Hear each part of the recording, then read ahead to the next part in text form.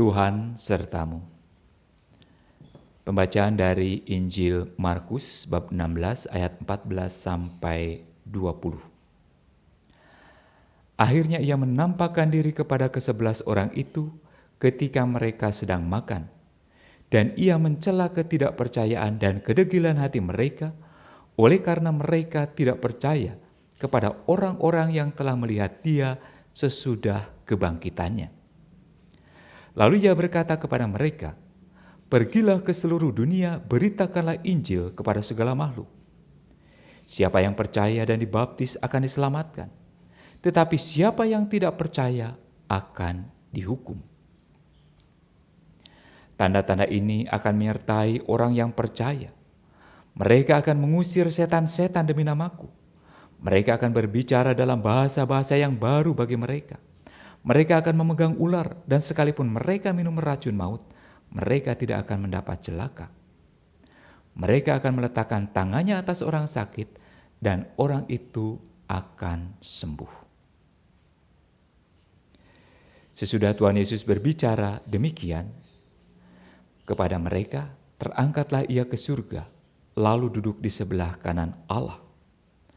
Mereka pun pergi memberitakan Injil ke segala penjuru, dan Tuhan turut bekerja dan meneguhkan firman itu dengan tanda-tanda yang menyertainya.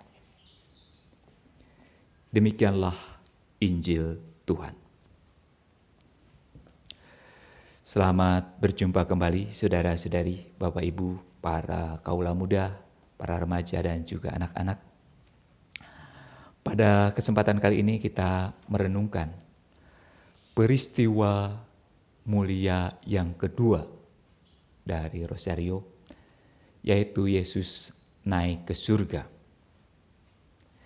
Sebelum Yesus naik ke surga, Tuhan Yesus menampakkan kepada para murid dan berpesan, menyampaikan pesannya, agar mereka pergi memberitakan Injil kepada segala makhluk.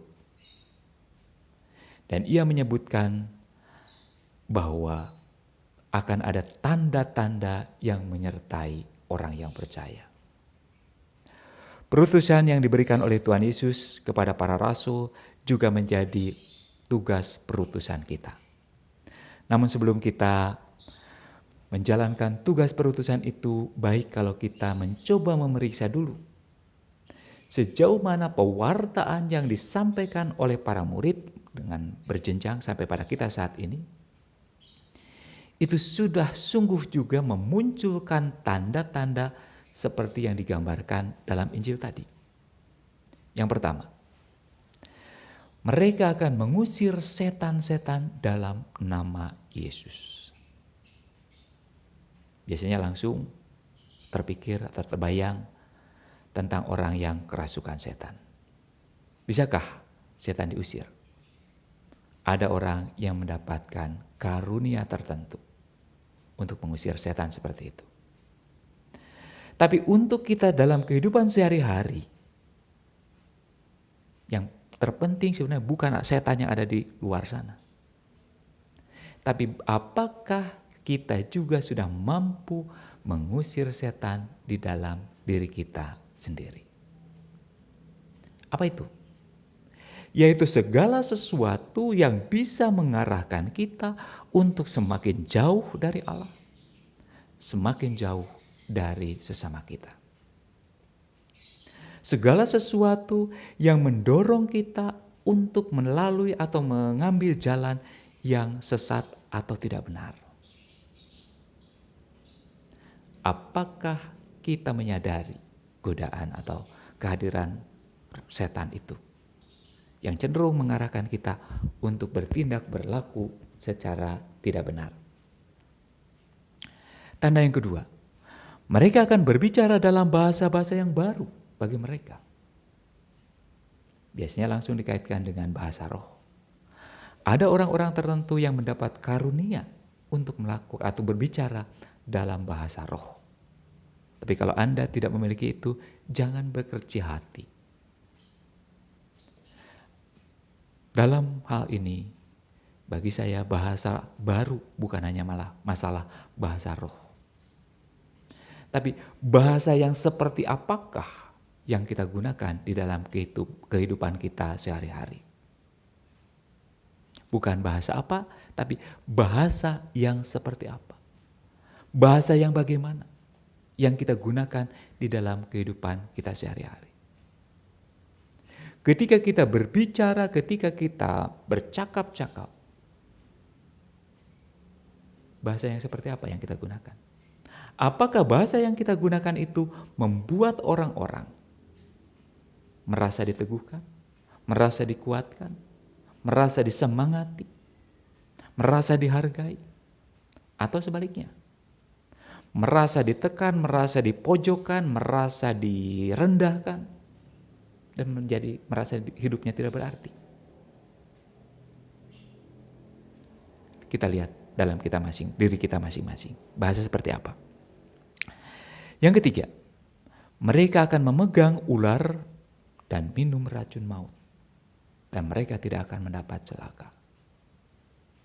Saudara-saudara yang terkasih, jangan coba-coba, jangan mencobai Tuhan. Anda cari ular, berbisa, atau minum racun maut. Ketika Tuhan mengatakan mereka akan memegang ular dan meminum racun maut, bagi saya,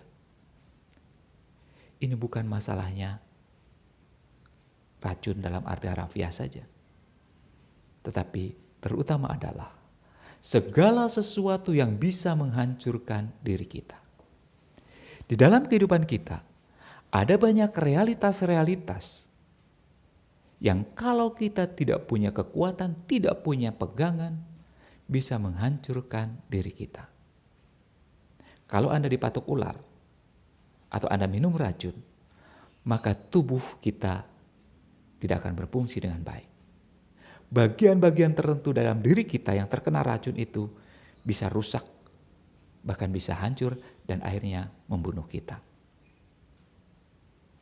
Maka bagi orang yang percaya, racun dan ular itu bukan dalam arti harafiah tadi, tapi segala sesuatu yang bisa menghancurkan kita. Apakah dalam menjalani kehidupan kita, menghadapi terutama situasi-situasi yang berat, kita sungguh menggali kekuatan dari Tuhan? Atau ketika ada persoalan, justru kita semakin menghancurkan diri kita? Apakah pada saat ada masalah, kita lari pada narkoba atau pada hal-hal yang lain, pada dukun dan sebagainya? Atau kita mencoba melihat apa jalan yang seperti apa yang Tuhan sediakan untuk kita? Yang keempat, mereka akan meletakkan tangannya atas orang sakit dan mereka akan sembuh. Tidak berarti semua yang sakit oleh kita ditumpangi tangan akan sembuh. Rumah sakit akan bangkrut. Gitu. Bukan itu masalahnya. Tapi ini mengajak kita untuk melihat apakah kehadiran kita sungguh membawa penyembuhan bagi orang-orang sekitar kita. Apakah sentuhan tangan kita, apakah tepukan tangan kita membuat orang yang terluka hatinya, terluka batinnya, tersembuhkan? Atau justru kehadiran kita semakin menyakiti orang-orang di sekitar kita? Maka di sini kita bisa bertanya, ada enggak orang-orang yang karena kehadiran kita hidupnya menjadi semakin susah, semakin menderita? Adakah orang-orang tertentu yang karena sikap dan kehadiran kita hidupnya menjadi tersiksa? Atau sebaliknya, mereka dengan kehadiran kita, mereka merasa diteguhkan,